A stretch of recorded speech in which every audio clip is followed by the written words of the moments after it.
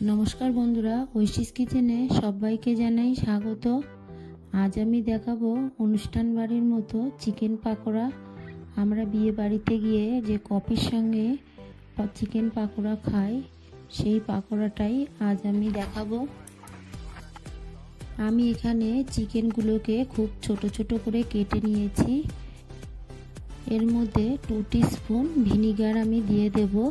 আপনাদের বাড়িতে ভিনিগার না থাকলে লেবুর রস দেবেন। এবার দিয়ে দিচ্ছি পরিমাণ মতো লবণ। এর মধ্যে দিয়ে দেব হাফ টিস্পুন গোলমরিচ গুঁড়ো।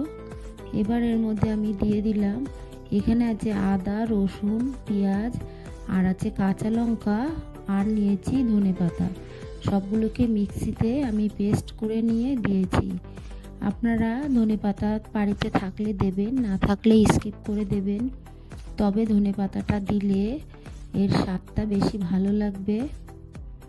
এর মধ্যে আমি অল্প সাদা তেল দিলাম, দিয়ে ভালো করে মাখিয়ে নিয়ে আমি ফ্রিজে 3 থেকে 4 ঘন্টা রেখে দিয়ে তারপর দেখাচ্ছি। এখানে দেখুন আমি কালারের জন্য কাশ্মীরি লঙ্কার গুঁড়ো দিয়ে দিলাম। এবার দিয়ে দিচ্ছি 1 টিস্পুন ধনে গুঁড়ো। এবার এখানে আছে জিরে গুঁড়ো, আছে চাট মশলা গুঁড়ো আর আছে হলুদ গুঁড়ো আর দিয়েছি লাল লঙ্কার গুঁড়ো আর একটা ডিম আমি এর মধ্যে দিয়ে দিলাম। এবার এর মধ্যে দিয়ে দেব কর্নফ্লাওয়ার। কর্নফ্লাওয়ার না থাকলে আপনারা অ্যারারুট দেবেন। আর দিয়ে দিলাম এর মধ্যে অল্প বেসন, দিয়ে ভালো করে মাখিয়ে নেব। আমার এখানে চিকেনের পরিমাণ বেশি আছে, প্রায় 1 কেজি চিকেন আছে, তাই আমি কর্নফ্লাওয়ার বেসন একটু বেশি করে দিয়ে দিলাম। এবার ভালো করে মাখিয়ে নেব।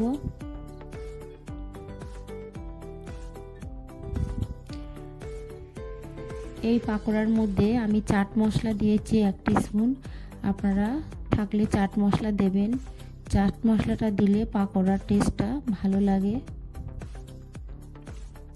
এবার ভালো করে মাখিয়ে নিয়ে এদিকে আমি গ্যাসে একটা প্যান বসিয়ে দিয়ে তেলটাকে গরম করে নিয়েছি। এবার একটা একটা করে পাকোড়া আমি দিয়ে দেব। একটু ফাঁকা রেখে রেখেই দেব, একটার গায়ে একটা যেন না লাগে। বিয়ে বাড়িতে এইভাবেই চিকেন পাকোড়া বানায় আর খেতে খুব ভালো হয়। আমি পিসগুলোকে একটু বড় রেখেছি, আপনারা চাইলে এর থেকেও ছোট বা বড় করে নিতে পারবেন।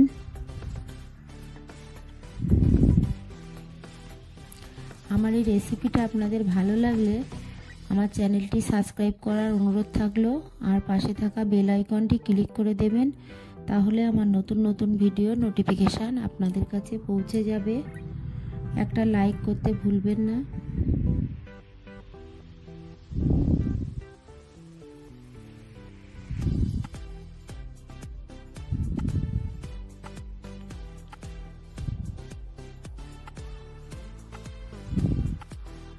প্রথম ব্যাচের পাকোড়াগুলো আমার সব দেয়া হয়ে গেছে। এবার এটাকে নেড়ে চেড়ে লালচে করে ভেজে নেব। এই সময় গ্যাসের ফ্লেমটা মিডিয়াম রেখে ভাজবো। হাই ফ্লেমে ভাজলে ওপর থেকে ভাজা হয়ে যাবে, তবে ভেতরে কাঁচা থেকে যাবে।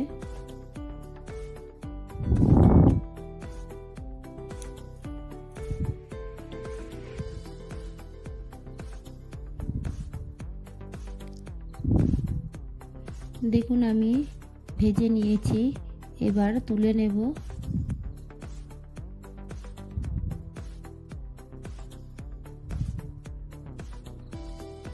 তেলটাকে ভালোভাবে ঝরিয়ে নেব।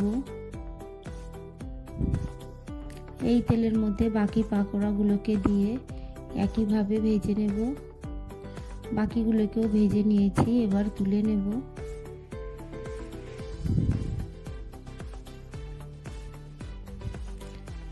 এটা আপনারা বাড়িতে অতিথি আসলে সন্ধেবেলায় স্ন্যাক্স হিসাবে চা বা কফির সঙ্গে দিতে পারবেন। সবাই খুব মজা করে খাবে।